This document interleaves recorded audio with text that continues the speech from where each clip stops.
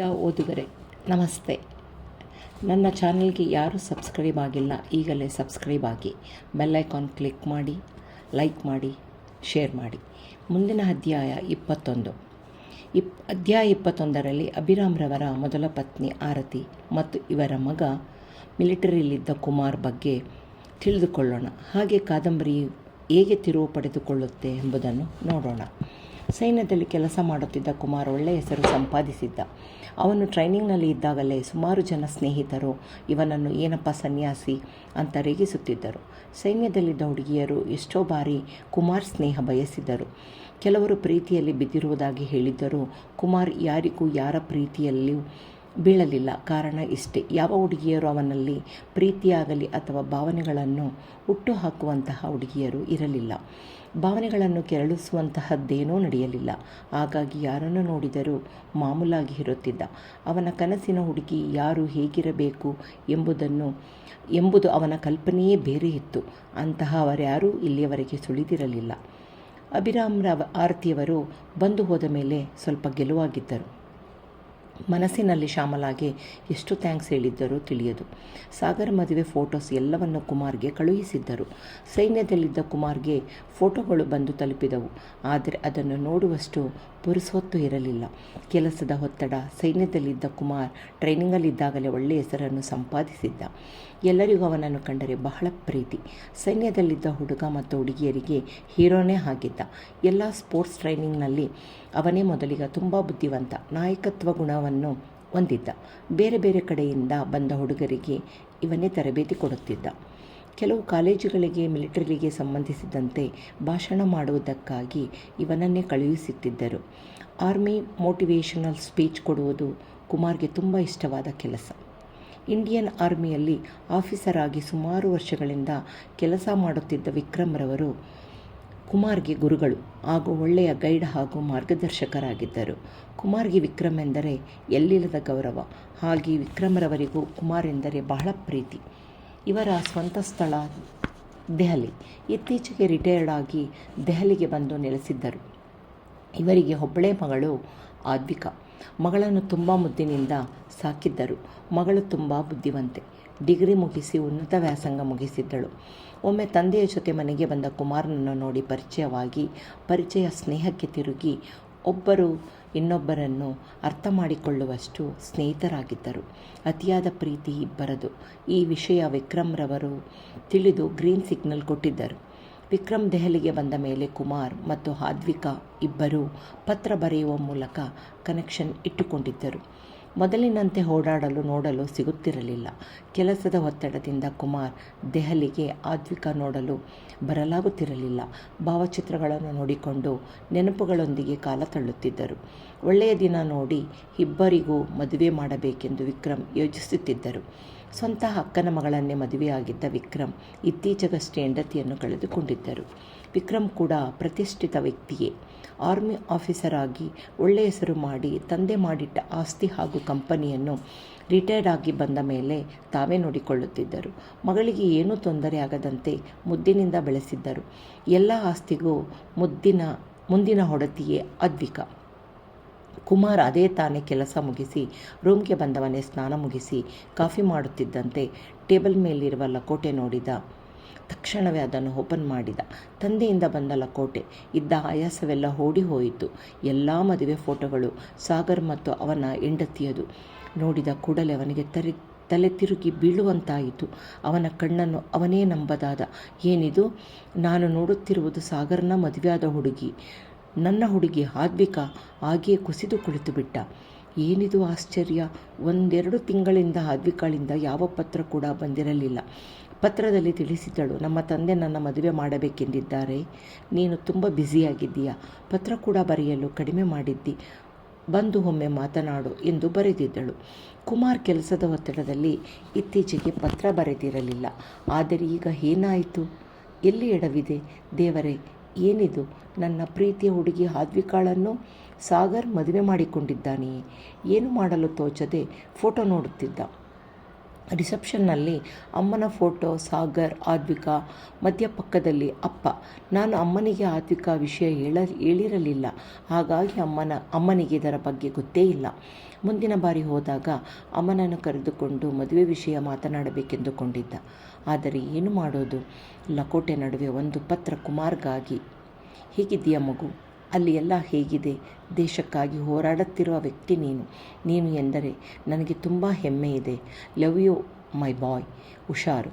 ನಿಮ್ಮ ತಮ್ಮ ಸಾಗರ್ ಹಾಗೂ ಶ್ಯಾಮಲಾ ಫೋಟೋ ಹೇಗಿದೆ ನೋಡಿ ಹೇಳು. ತುಂಬ ಒಳ್ಳೆ ಹುಡುಗಿ ಶ್ಯಾಮಲಾ. ಚಿನ್ನದಂತಹ ಸೊಸೆ ಸಿಕ್ಕಿದ್ದಾಳೆ. ಸಾಗರ್, ಶ್ಯಾಮಲಾ ಒಬ್ಬರನ್ನೊಬ್ಬರು ಮನಸಾರೆ ಇಷ್ಟಪಟ್ಟ ಮೇಲೆ ನಾನು ಇಬ್ಬರಿಗೂ ಮದುವೆ ಮಾಡಿಸಿದೆ. ನನ್ನನ್ನು ಕಂಡರೆ ಬಹಳ ಪ್ರೀತಿ ಶ್ಯಾಮಲಾಗೆ. ಸಾಗರ್ ಮತ್ತು ಶ್ಯಾಮಲಾ ಏಳಿ ಮಾಡಿಸಿದಂತಹ ಜೋಡಿ, ಮೇಡ್ ಫಾರ್ ಈಚ್ ಅದರ್. ಇಬ್ಬರು ಹರಿಕ್ಷಣವೂ ಬಿಟ್ಟಿರಲಾರರು. ಯಾವ ಜನ್ಮದ ಪುಣ್ಯವೋ ಏನೋ ಒಳ್ಳೆಯ ಸೊಸೆ ಸಿಕ್ಕಳು ಕುಮಾರ್. ನಿನಗೂ ಶ್ಯಾಮಲಾಳಂತಹ ಹುಡುಗಿ ನೋಡಿ ಮದುವೆ ಮಾಡಿಬಿಟ್ಟರೆ ಸಾಕು. ಮತ್ತೆ ಆರೋಗ್ಯ ಚೆನ್ನಾಗಿ ನೋಡಿಕೊ. ಆದಷ್ಟು ಬೇಗ ನಿನ್ನನ್ನು ನೋಡಬೇಕು. ಬಿಡುವು ಮಾಡಿಕೊಂಡು ಬಾ ಕುಮಾರ್, ನಿನಗಾಗಿ ಕಾಯುತ್ತಿರುತ್ತೇನೆ. ತಂದೆಯ ಪತ್ರ ಓದಿದ ಮೇಲೆ ಯೋಚಿಸುತ್ತಾ ಕುಳಿತ.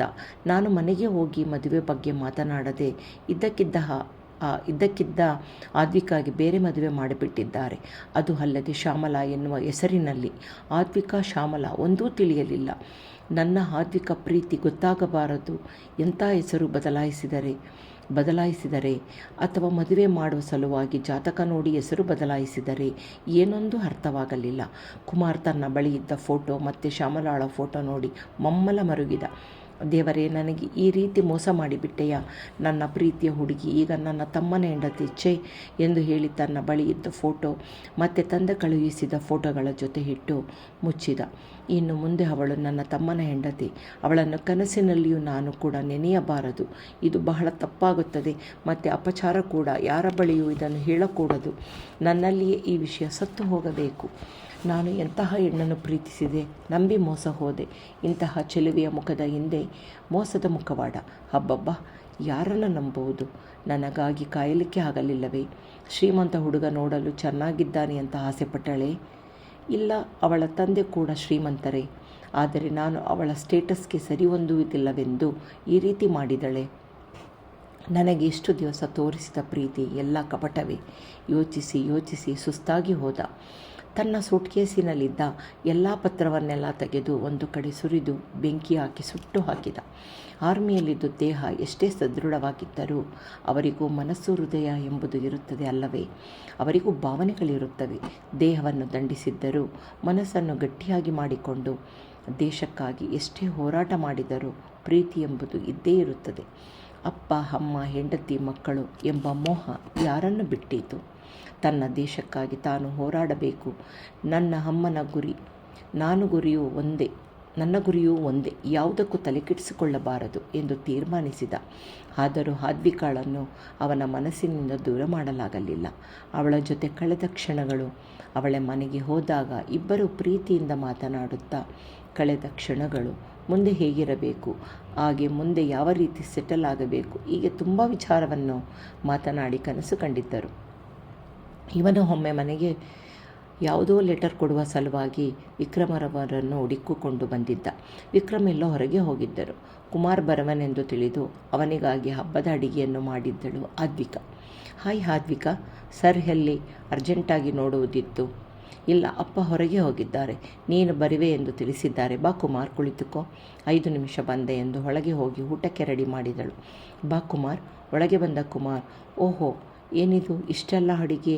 ಏನು ಈ ದಿನ ಹಬ್ಬವೇ? ಇಲ್ಲ ಕುಮಾರ್, ನಿನಗಾಗಿ ಮಾಡಿಸಿದೆ ಎಂದಳು.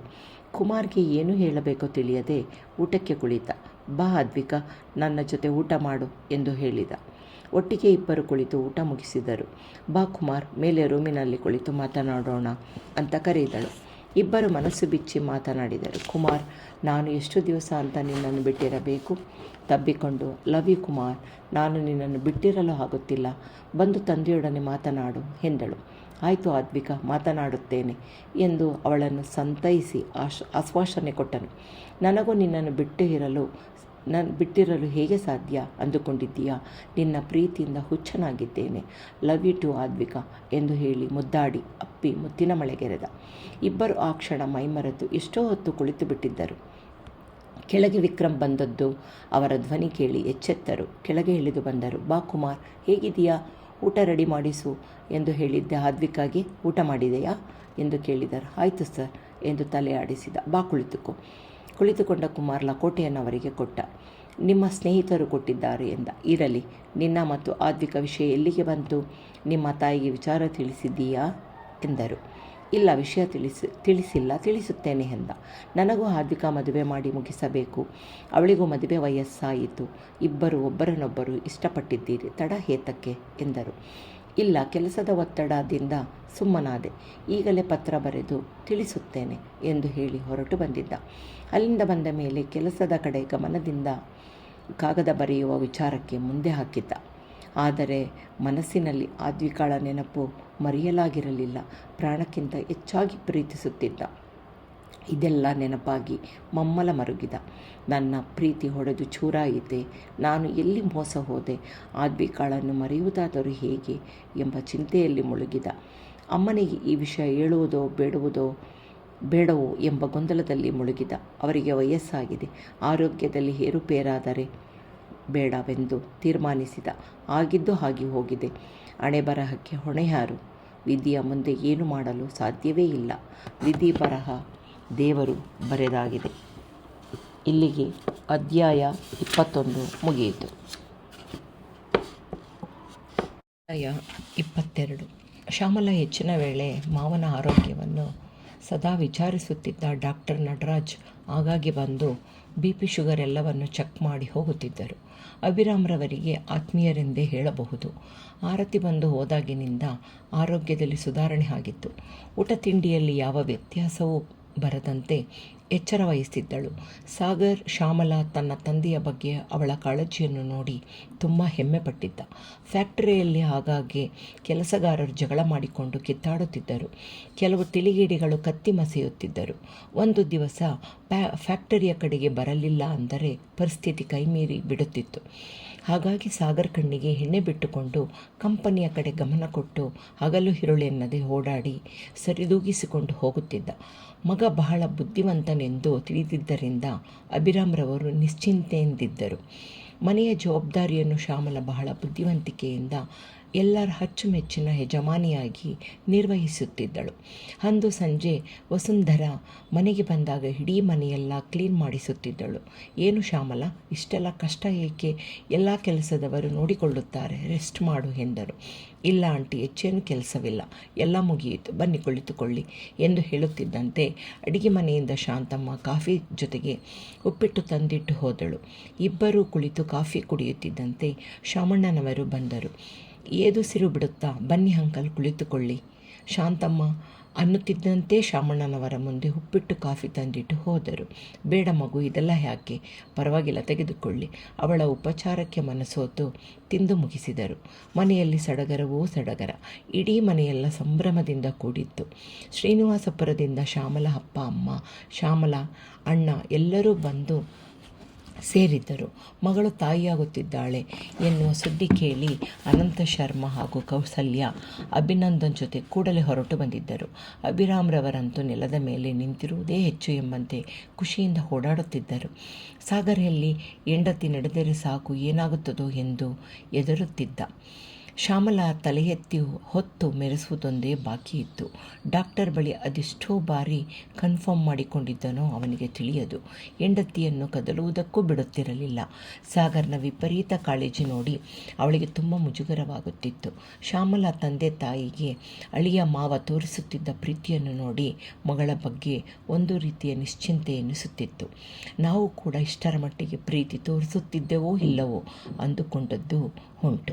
ಶ್ಯಾಮಲಳ ತಂದೆ ತಾಯಿ 5-6 ತಿಂಗಳು ತುಂಬುವಷ್ಟರಲ್ಲಿ ಆಗಾಗ್ಗೆ ಬಂದು ಮಗಳನ್ನು ನೋಡಿಕೊಂಡು ಹೋಗುತ್ತಿದ್ದರು. ಆರತಿಯವರು ಆಗಾಗ್ಗೆ ಫೋನ್ ಮಾಡಿ ಶ್ಯಾಮಲಾಳ ಆರೋಗ್ಯ ವಿಚಾರಿಸುತ್ತಿದ್ದರು. ವಸುಂಧರ ಸ್ವಂತ ಮಗಳಿಗಿಂತ ಹೆಚ್ಚಾಗಿ ನೋಡಿಕೊಳ್ಳುತ್ತಿದ್ದರು. ಬೇಕು ಬೇಡಗಳನ್ನು ಮಾಡಿಕೊಡುತ್ತಿದ್ದರು. ಆಗೊಮ್ಮೆ ಹೀಗೊಮ್ಮೆ ಫ್ಯಾಕ್ಟರಿಯ ಕಡೆಗೆ ಹೋಗುತ್ತಿದ್ದ ಸಾಗರ್ ಕೆಲವೊಮ್ಮೆ ಮನೆಯಲ್ಲಿ ಕುಳಿತು ಬಿಡುತ್ತಿದ್ದ. ಶ್ಯಾಮಲ ದಿನೇ ದಿನೇ ಎಲ್ಲರ ಪ್ರೀತಿಯ ಆರೈಕೆಯಿಂದ ಮೊದಲೇ ಚೆಲುವೆಯಾಗಿದ್ದ ಶ್ಯಾಮಲ ಮತ್ತಷ್ಟು ಮೈಕೈ ತುಂಬಿಕೊಂಡು ದೃಷ್ಟಿಯಾಗುವುದೇನೋ ಅನ್ನುವಷ್ಟು ಕಂಗೊಳಿಸುತ್ತಿದ್ದಳು. ಹೆಣ್ಣನ್ನು ಯಾವುದಕ್ಕೆ ಹೋಲಿಸಿದರೂ ಕಡಿಮೆಯೇ. ಅದಕ್ಕೆ ಅಲ್ಲವೇ ಹೆಣ್ಣನ್ನು ಹೂವಿಗೆ ಹೋಲಿಸಿರುವುದು. ಸಾಗರ್ ಅವಳನ್ನು ಕಣ್ಣಿಟ್ಟು ನೋಡಿಕೊಳ್ಳುತ್ತಿದ್ದ. ತಂಗಿಯನ್ನು ನೋಡಲು ಬಂದ ಅಭಿನಂದನ್ ಅಣ್ಣನನ್ನು ನೋಡಿ ಅಳಲೇ ಶುರು ಮಾಡಿದಳು. ನೀನು ಇತ್ತೀಚೆಗೆ ನನ್ನನ್ನು ನೋಡಲು ಬರುವುದೇ ಕಡಿಮೆಯಾಗಿದೆ. ಇಲ್ಲ ಶ್ಯಾಮಲ, ನನ್ನ ಮುದ್ದ ತಂಗಿ ನೀನು. ನಿನ್ನನ್ನು ಬಿಟ್ಟರೆ ಬೇರೆ ಯಾರಿದ್ದಾರೆ ನನಗೆ? ನನ್ನ ತಂಗಿ ಮೇಲಿನ ಪ್ರೀತಿ ಯಾವಾಗಲೂ ಕಡಿಮೆ ಆಗುವುದಿಲ್ಲ ಎಂದ ತಲೆ ನೇವರಿಸುತ್ತ. ಎಲ್ಲ ಬರೀ ಸುಳ್ಳು. ನೀನು ಗುಮಾಸ್ತರ ಮಗಳಾದ ಶಾಮಣ್ಣನವರ ಮಗಳನ್ನು ಪ್ರೀತಿಸುತ್ತಿರುವುದು ನನಗೆ ತಿಳಿದಿದೆ. ನನ್ನ ಬಳಿ ಹೇಳಲೇ ಇಲ್ಲ ಎಂದಳು. ಅಭಿನಂದನ್ ನಕ್ಕು ಸುಮ್ಮನಾದ. ಅಪ್ಪ ಅಮ್ಮನಿಗೆ ಮಗನಿಗೆ ಮದುವೆ ಮಾಡಬೇಕು ಅನ್ನುವ ಯೋಚನೆ ಬಂದಿದೆ. ನೀನು ಯಾಕೆ ಮನೆಯಲ್ಲಿ ತಿಳಿಸಬಾರದು ಎಂದಳು. ಸುಮ್ಮನಿರು, ಸದ್ಯ ಹಾಗೆ ಮಾಡಿಯಾ? ಹುಷಾರು. ನಾನು ಸದ್ಯಕ್ಕೆ ಕೆಲಸದ ಹುಡುಕಾಟದಲ್ಲಿದ್ದೇನೆ. ಒಂದು ಕೆಲಸ ಸಿಗಲಿ, ಮತ್ತೆ ಆಮೇಲೆ ನೋಡೋಣ ಎಂದ. ಅಕಸ್ಮಾತಾಗಿ ಅಲ್ಲಿಗೆ ಬಂದ ಸಾಗರ್ ಕಿವಿಗೆ ಈ ಅಣ್ಣ ತಂಗಿಯರ ಮಾತುಗಳು ಕಿವಿಯ ಮೇಲೆ ಬಿದ್ದವು. ಛೇ, ನಾನ್ಯಾಕೆ ಇಷ್ಟು ದಿವಸ ಇದನ್ನು ಯೋಚಿಸಲೇ ಇಲ್ಲ? ನನ್ನ ಪ್ರೀತಿಯ ಮಡದಿಯ ಅಣ್ಣ ಅವನು ಸಂತೋಷವಾಗಿದ್ದರೆ ಶ್ಯಾಮಲ ಕೂಡ ಖುಷಿಯಾಗುತ್ತಾಳೆ. ಅವಳಿಗಾಗಿ ನಾನು ಏನನ್ನೂ ಕೊಡಲಿಲ್ಲ. ಇರಲಿ, ಇದನ್ನು ನನ್ನ ಜವಾಬ್ದಾರಿ ಎಂದೇ ತಿಳಿದು ಶ್ಯಾಮಲಾಗೆ ಸರ್ಪ್ರೈಸ್ ಕೊಡಬೇಕು ಎಂದುಕೊಂಡ. ಕೂಡಲೇ ತಂದೆಯ ಬಳಿ ಈ ವಿಷಯವಾಗಿ ಮಾತನಾಡಿ, ಇತ್ತೀಚೆಗೆ ಅಷ್ಟೇ ಮ್ಯಾನೇಜರ್ ಹೃದಯಾಘಾತದಿಂದ ತೀರಿಕೊಂಡಿದ್ದರು. ಆ ಜಾಗಕ್ಕೆ ಯಾರನ್ನಾದರೂ ಅಪಾಯಿಂಟ್ ಮಾಡಬೇಕಿತ್ತು. ಅಪ್ಪ ಮಗ ಇಬ್ಬರೂ ತೀರ್ಮಾನಿಸಿದರು. ಅಭಿರಾಮ್ ಗುಮಾಸ್ತರನ್ನು ಕರೆಸಿ ಅಭಿನಂದನ್ ವಿಷಯವಾಗಿ ಮಾತನಾಡಿ ಅವರಿಬ್ಬರೂ ಪ್ರೀತಿ ಮಾಡುವುದಾಗಿ ತಿಳಿಸಿದರು. ಶಾಮಣ್ಣನವರಿಗೆ ಇದ್ಯಾವುದೂ ಗೊತ್ತಿರಲಿಲ್ಲ. ಆದರೆ ಅಭಿನಂದನ್ನನ್ನು ನೋಡಿದ್ದರು. ಒಳ್ಳೆಯ ಹುಡುಗ, ಚೆನ್ನಾಗಿ ಓದಿಕೊಂಡಿದ್ದಾನೆ. ಅಭಿರಾಮ್ ಅಂದರೆ ನಾನು ಕೆಲಸ ಮಾಡುವ ಕಂಪನಿಯಲ್ಲಿ ಮ್ಯಾನೇಜರ್. ಇಷ್ಟೆಲ್ಲ ಆದ ಮೇಲೆ ಒಪ್ಪಿಗೆ ಕೊಡದೆ ಏನು ಎಂಬಂತೆ ತಲೆ ಆಡಿಸಿದರು. ಆಯಿತು, ಒಮ್ಮೆ ಶ್ರೀನಿವಾಸಪುರಕ್ಕೆ ಹೋಗಿ ಬರೋಣ. ನಾಳೆ ಭಾನುವಾರ ಆಗಬಹುದೇ ಎಂದರು. ನೀವು ಹೇಗೆ ಹೇಳಿದರೆ ಹಾಗೆ ಹೋಗೋಣ. ಬೆಳಗಿನ ಜಾವವೇ ಅಭಿರಾಮ್ ಮತ್ತು ಶಾಮಣ್ಣನವರು ಅನಂತ ಶರ್ಮರನ್ನು ಭೇಟಿ ಮಾಡಿ ವಿಷಯ ತಿಳಿಸಿದರು. ಅಭಿಯನ್ನು ಒಂದು ಮಾತು ಅನ್ನುತ್ತಿದ್ದಂತೆ ಅಲ್ಲಿಗೆ ಬಂದ ಅಭಿಯನ್ನು ನೋಡಿ, ಅಭಿನಂದನ್, ಬಾರಪ್ಪ ಕುಳಿತುಕೋ, ನಿನ್ನ ವಿಷಯವೇ ಮಾತನಾಡುತ್ತಿದ್ದೇವೆ. ನಮ್ಮ ಗುಮಾಸ್ತರ ಮಗಳು ದಶಮಿಯನ್ನು ನಿನಗೆ ಮದುವೆಯಾಗಲು ಅಭ್ಯಂತರವೇನಿಲ್ಲ ತಾನೇ ಎಂದರು. ಅಭಿಗೆ ಆಶ್ಚರ್ಯ. ವಿಷಯ ಇಷ್ಟು ಬೇಗ ಶ್ಯಾಮಲ ಎಲ್ಲರಿಗೂ ಹೇಳಿಬಿಟ್ಟಿದ್ದಾಳಲ್ಲ. ಇಲ್ಲ ಮಾವ, ನಾನು ಕೆಲಸಕ್ಕೆ ಹುಡುಕುತ್ತಿದ್ದೇನೆ, ಆಮೇಲೆ ಮದುವೆ ಎಂದ. ಈಗ ಆ ಮಾತೆಲ್ಲ ಏಕೆ? ನೀನು ತಲೆಕೆಡಿಸಿಕೊಳ್ಳಬೇಡ. ಮುಂದಿನ ವಾರವೇ ನಿಶ್ಚಿತಾರ್ಥ ಇಟ್ಟುಕೊಳ್ಳೋಣ. ಸದ್ಯಕ್ಕೆ ಯಾವ ವಿಚಾರವನ್ನು ಶ್ಯಾಮಲಾಗೆ ತಿಳಿಸುವುದು ಬೇಡ ಎಂದರು. ಕಾರಣ ಆಮೇಲೆ ತಿಳಿಸುತ್ತೇನೆ ಎಂದರು. ಸೊಸೆ ನನಗಾಗಿ ನಮ್ಮ ಮನೆಗೆ ಇಷ್ಟೆಲ್ಲ ಮಾಡಿದ್ದಾಳೆ. ನಾನು ಅವಳ ತವರಿಗಾಗಿ ಇಷ್ಟಾದರೂ ಮಾಡಬೇಡವೇ? ಇದೇ ನನ್ನ ಸೊಸೆಗೆ ಕೊಡುವ ಗಿಫ್ಟ್ ಎಂದುಕೊಂಡರು. ಮನೆಗೆ ಬಂದವರೇ ಅಪಾಯಿಂಟ್ಮೆಂಟ್ ಲೆಟರ್ ರೆಡಿ ಮಾಡಿಸಿದರು. ಶಾಮಣ್ಣನವರ ಪರವಾಗಿ ತಾವೇ ನಿಂತು ನಿಶ್ಚಿತಾರ್ಥಕ್ಕೆ ರೆಡಿ ಮಾಡಿದರು. ಶಾಮಣ್ಣನವರಿಗೆ ಎಲ್ಲಿಲ್ಲದ ಸಂತೋಷ. ಮಗಳಿಗೆ ಇಷ್ಟು ಬೇಗ ಕಂಕಣ ಬಲ ಕೂಡಿ ಬಂದಿದ್ದಕ್ಕೆ. ಈ ವಿಷಯ ಕೇಳಿ ದಶಮಿಗೆ ನಂಬಲಾಗಲಿಲ್ಲ. ಇಷ್ಟು ಬೇಗ ಹೇಗೆ ಸಾಧ್ಯ? ಅಭಿ ಕೆಲಸಕ್ಕಾಗಿ ಹುಡುಕುತ್ತಿದ್ದ. ಹೇಗೆ ಒಪ್ಪಿಕೊಂಡ? 1 ವಾರದಲ್ಲಿ, ಇನ್ನು 4 ದಿನಗಳಲ್ಲಿ ನನ್ನ ಎಂಗೇಜ್ಮೆಂಟ್. ಆ ಕ್ಷಣ ಅಭಿ ಜೊತೆ ಮಾತನಾಡಬೇಕೆನಿಸಿತು. ಅನಂತ ಶರ್ಮಾ ಮತ್ತು ಕೌಶಲ್ಯಾಗೆ ಸೊಸೆ ಬರುವ ವಿಷಯಕ್ಕೆ ಸಂತೋಷ ಒಂದು ಕಡೆಯಾದರೆ, ಮಗಳು ಗರ್ಭಿಣಿಯಾಗಿರುವುದರ ಸಂತೋಷ ಒಂದು ಕಡೆ. ದಂಪತಿಗಳಿಗೆ ಎಲ್ಲಿಲ್ಲದ ಸಡಗರ. ಆದರೆ ಮನಸ್ಸಿನಾಳದಲ್ಲಿ ಎಂದೂ ನಡೆಯದ ಘಟನೆಯ ನೋವು ಆಗಾಗ್ಗೆ ಬಂದು ಮನಸ್ಸನ್ನು ನೋಯಿಸುತ್ತಿತ್ತು.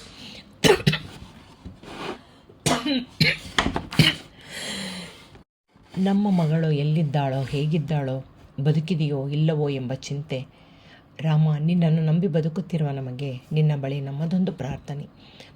ತಂದೆ, ನಮ್ಮ ಮಗು ಎಲ್ಲಿದ್ದರೂ ಸುಖವಾಗಿರುವಂತೆ ಹರಸು. ಆ ಮಗುವಿಗೆ ಯಾವ ಕಷ್ಟವನ್ನು ಕೊಡಬೇಡ ತಂದೆ. ನಿನ್ನ ಕೃಪೆ ಇದ್ದರೆ ಎಂದಾದರೊಂದು ದಿನ ಆ ಮಗುವನ್ನು ನಮ್ಮ ಬಳಿ ಸೇರಿಸು ಎಂದು ಪ್ರಾರ್ಥಿಸಿದರು. ಅಧ್ಯಾಯ 23.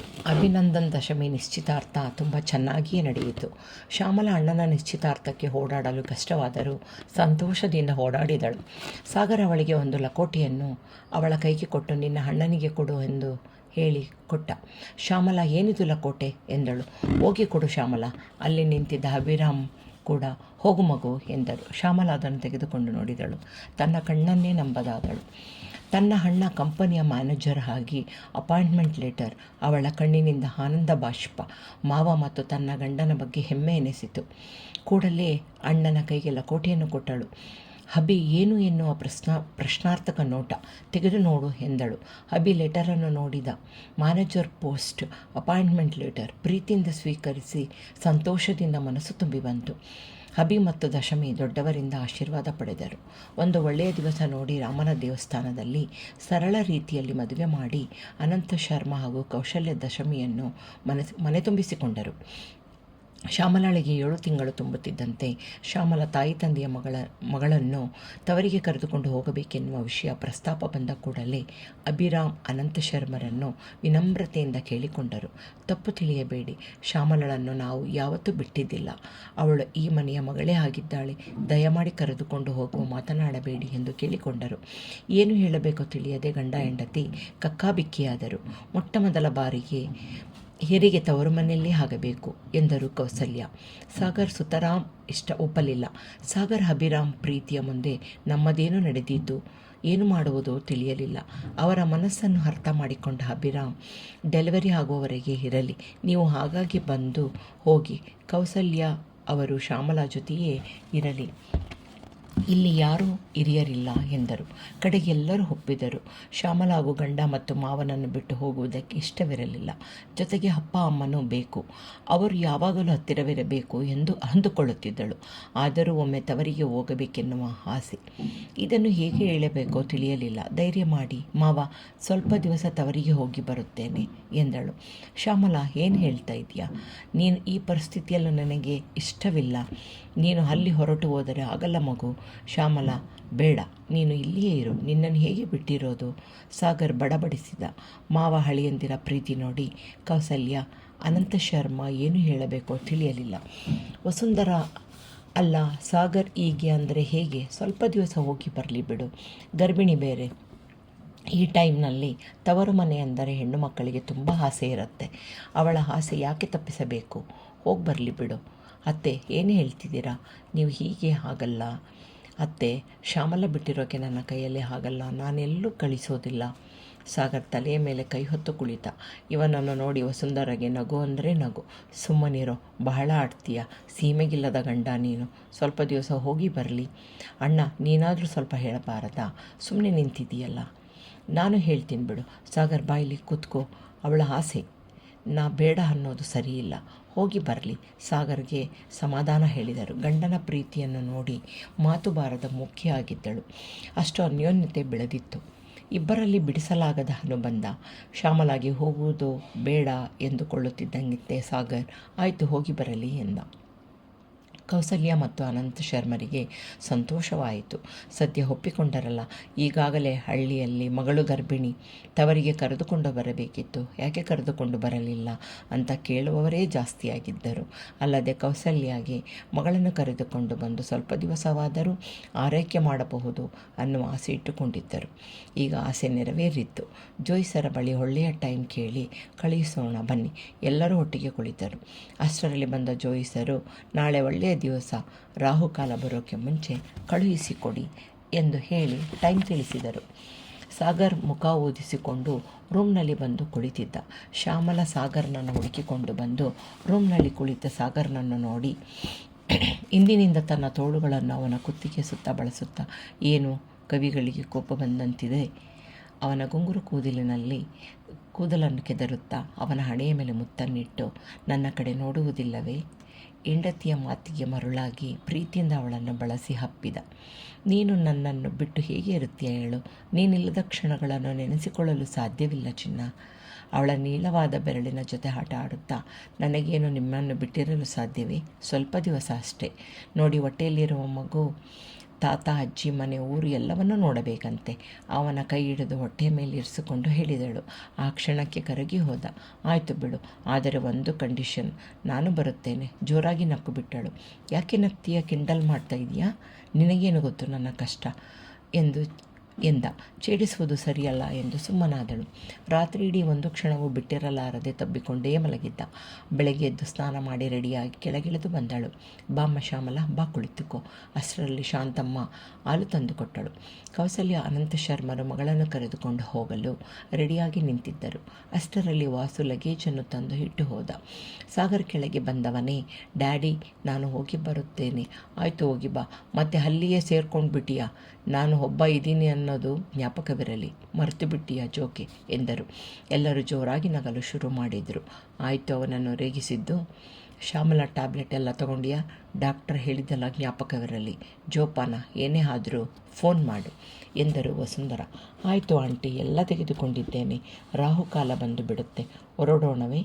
ನಾವಿನ್ನು ಬರುತ್ತೇವೆ. ಅಭಿರಾಮೊಲ್ಲದ ಮನಸ್ಸಿನಿಂದ ಸೊಸೆಯನ್ನು ಕಳಿಸಿಕೊಟ್ಟರು. ಎಲ್ಲರಿಗೂ ನಮಸ್ಕರಿಸಿ ಕಾರು ಹತ್ತಿ ಸಾಗರ್ ಪಕ್ಕ ಕುಳಿತಳು. ಕೌಸಲ್ಯ ಮತ್ತು ಅನಂತ ಶರ್ಮರು ಹಿಂದೆ ಕುಳಿತರು. ಎಲ್ಲರೂ ಕೈ ಬೀಸಿ ಹೊರಟರು. ಇಲ್ಲಿಗೆ ಅಧ್ಯಾಯ 23 ಮುಕ್ತಾಯವಾಯಿತು.